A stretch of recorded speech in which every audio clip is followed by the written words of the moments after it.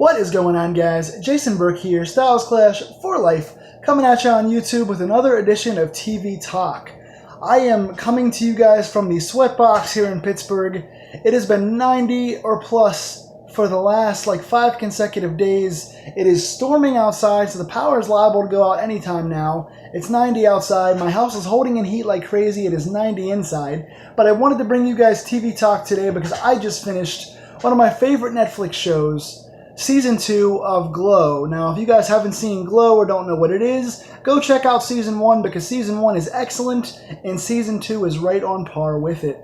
It is a brief 10-episode, 30-minute apiece, or somewhere around there, about 30 minutes each, season based on the 80s wrestling ladies comedy / sports show, Gorgeous Ladies of Wrestling. It was a women's wrestling company that aired back in the 80s. It got also revived, I believe, at some point in the early 2000s. It is sort of there was sketch comedy stuff and silly vignettes. It was very over the top, cornball cheesy, but also had some good athletic in-ring women's action. Definitely cheesy for the times, but this TV series is kind of loosely based on that 80s show and sort of the development behind the women's wrestling program that aired in the 80s. So there's a lot of comedy, it's a lot of over-the-top characters. It is almost equally as cheesy as the 80s women's wrestling show. But if you like women's wrestling, or you like comedies, or you like outlandish characters, I think you'll like this. And even if you don't like those things, Jenji Kohan helped to produce this. If you guys don't know her, she's behind Orange is the New Black. She's behind Weeds. And again, you guys can go watch Season 1 on Netflix. Season 2, I think just like Season 1, was 10 episodes, 30 minutes each. And I really enjoyed this season. From here on out, I'm going to go into spoilers. So if you guys have not seen this show and you don't want to be spoiled, I'm going to say a couple of brief things here. Not too in-depth, but I'm probably going to give spoilers away. This season really followed Alison Brie is the main character. She plays Ruth in this, and she's just excellent. Her comedic timing is great. Her emotion is great. The center of this thing, once again, as of last season, was Ruth and Debbie. Debbie is played by Betty Gilpin, this is her breakout season. She's #1 for me on this show. Former best friends who went through problems after Ruth cheated with Debbie's husband, and Debbie found out and got divorced from her husband. So this season really follows Ruth kind of getting into a sophomore slump with her wrestling character and not being featured as much, and fighting to try to be get a higher rank backstage and kind of be featured on TV as she kind of falls in the background a little bit. So it's her struggles. And then we have Betty Gilpin, kind of climbing the ranks, becoming a producer, being an empowered woman, getting over the divorce, kind of moving on with life after her husband, and having a new child. Mark Maron plays the other main character in this show. That's Sam, who is exploring life with his newly found daughter. His teenage daughter just came and found him. So this season does a great job of exploring their father-daughter relationship, and Sam kind of being a rebellious kind of older man who doesn't care about anything. But now, because his daughter is back in town, he's got a heart now. He sort of has someone to care for. We see Ruth dealing with wanting to date somebody. She kind of falls for the cameraman. We're seeing her wanting to date for the first time in a long time.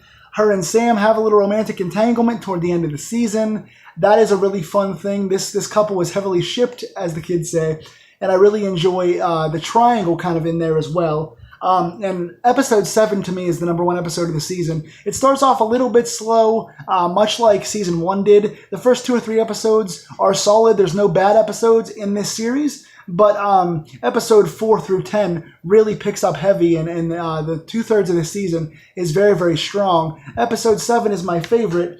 After Debbie gets on coke because she's kind of going through the divorce process and everything, she breaks Ruth's leg, and Ruth and Debbie finally have this all-out kind of screaming match and fight they've been about to have for the last season and a half. So this is about 16 episodes worth of pent-up aggression and emotion and dramatic monologue and back and forth. Great chemistry between the two actors. And again, Betty Gilpin is the #1 actor this season. She's phenomenal. So you see the intensity of episode 7 rallying around Ruth. Is she going to have a broken ankle and miss the rest of the year? We also see, kind of jumping around, but we also see Glow being pushed back. It gets on TV and starts to get to the highs of getting good ratings. We see a lot of behind-the-scenes stuff playing a factor. We see sexuality. We see drugs. We see rape. We see politics in wrestling, which was heavy back in the 80s and to some degree is still heavy today. So we see a lot of wrestling issues and a lot of television issues that are very prevalent pop up in this season. A lot of heavy things going on. But we see kind of the rise and the fall of the Glow promotion from starting off on TV, rising to new heights, and then falling because of stuff that is not that is out of their control. So we see a very good company sway there as well. Episode 8 is the first time they show us a live produced episode of what Glow would look like if these characters were real. The entire episode is just 30 minutes of the characters being the characters on screen, so we get an actual Glow episode. We get a musical number, we get commercials. It is a really fun episode. And then episode 10 ties things up nicely. We have the situation with the love triangle, with Ruth's new relationship. We see the marriage. One of the background characters gets married to somebody else that is in the crew this season. Both those characters have a really nice arc. I didn't write their names down, but they have a nice arc as well this season. We see Kia Stevens, who I forget her character's name, but she sort of plays the poor black character. She plays the welfare queen. She has a situation with her son this season. We see her and her son interacting. We see her kind of fall and then kind of rise up as well. She's a very strong character. We see the one playing Machu Picchu. She winds up coaching the wrestlers a lot. She has an excellent arc this season as well, kind of falling for Bash and then having him kind of not be around for her, so she gets a little bit of a love interest. We see appearances from Carlito and Chavo Guerrero Jr. for you wrestling fans. There's a couple of actual wrestlers on screen here. And the ending ends up really nicely, going from what they expected things to be in Glow, falling off that perch, and then finding a new deal for them to go and continue their success in a different way. I won't spoil the big ending, but you think it's going to be one thing, it doesn't work out that way, and it winds up being something else cool. So there's a nice little hook for season 3. We're probably going to get a season 3. I'm sure this did well. But tell me what you guys thought if you guys saw it. Of the 10 episodes, which one was your favorite and least favorite? Which characters did you really enjoy this season? I thought Machu Picchu, especially Debbie, and Sam Sylvia, as always, with his daughter, they had really nice chemistry and they had a really nice arc. And again, episode 7 I thought was intense and fast-paced and excellent. So what did you guys think, episode-wise, character-wise? Tell me in the comments below. And if you haven't checked it out, please go check it out. And then come back and watch this review. Until next time, guys, I'm tired. I'm sweating. I'm going to go get ready for season 3 of Glow. So I will talk to you guys soon.